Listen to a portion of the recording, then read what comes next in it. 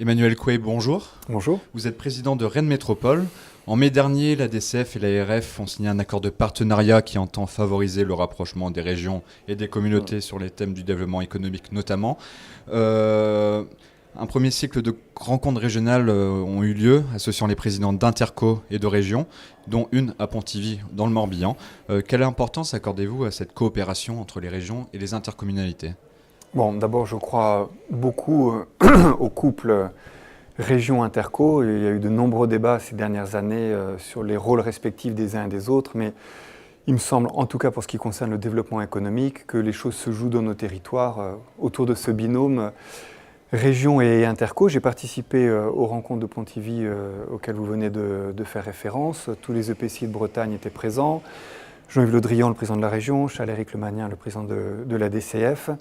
On constate à la fois, j'allais dire, une espèce de dialectique, c'est-à-dire la nécessité d'avoir des cohérences d'échelle régionale, et puis en même temps à concilier avec l'exigence de proximité. Et je crois que seuls les EPCI, mais on va pouvoir développer dans un instant, peuvent être vraiment dans cette échelle de proximité pour décliner au plus près des territoires, pour décliner les choses en matière de développement éco. Vous parlez de décliner à l'échelle territoriale et intercommunale donc des projets.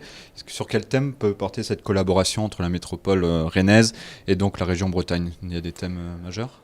Alors, je pense qu'il faut distinguer d'une certaine manière deux plans. Il y a des très grands projets structurants d'échelle régionale pour lesquels la région et la métropole rennaise sont acteurs ensemble. C'est le financement de la grande vitesse, c'est la nouvelle gare de Rennes, ce sont des équipements structurants sur le territoire de la capitale régionale qui sont financés par la région.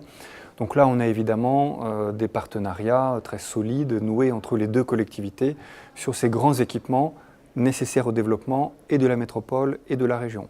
Et puis il y a un deuxième niveau pour lequel les choses ne sont pas encore totalement abouties, c'est en matière de développement économique, avec l'évolution des compétences prévues par la loi. Comment est-ce qu'on combine le rôle particulier donné aux métropoles par la loi et en même temps le fait que la loi indique clairement que la région a globalement la main en matière de développement économique. Donc on est sur les logiques d'ajustement en quelque sorte. Les choses sont facilitées en Bretagne par le fait qu'il y a un très large consensus sur les orientations générales, notamment de la stratégie régionale de développement économique, d'innovation et d'internationalisation. Donc le fait de ne pas avoir de désaccord sur le fond, sur les orientations, fait que l'essentiel du débat aujourd'hui, il est sur les dispositifs, sur les outils, et il y a encore du travail à faire pour qu'on se cale bien les uns les autres.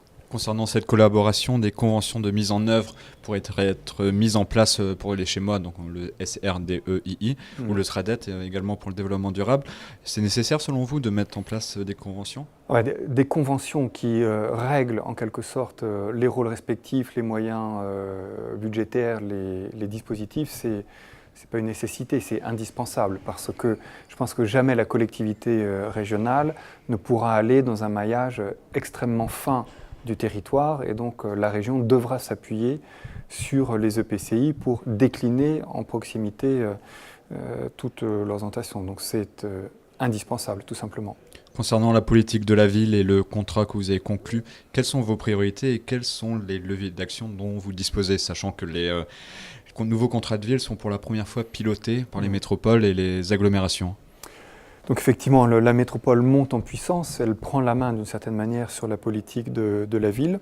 Je dirais qu'on a deux enjeux majeurs, partagés avec Nathalie Appéré, la maire de Rennes, celui des opérations de renouvellement urbain, donc le nouveau programme de renouvellement urbain, et nous sommes en discussion avec l'État et les autres collectivités aujourd'hui pour organiser dans les quartiers prioritaires de la politique de la ville ces évolutions urbaines indispensables, des quartiers plus accessibles, davantage d'équipements publics, un appareil commercial renouvelé. Donc renouvellement urbain, première priorité. Et puis deuxième priorité, je serai amené dans un instant à l'évoquer dans ce colloque, c'est les enjeux de peuplement, les politiques de l'habitat pour que l'accueil des ménages les plus modestes, les plus fragiles, soit vraiment bien réparti à l'échelle de la métropole tout entière et qu'il n'y ait pas que la ville-centre à assumer cette responsabilité-là.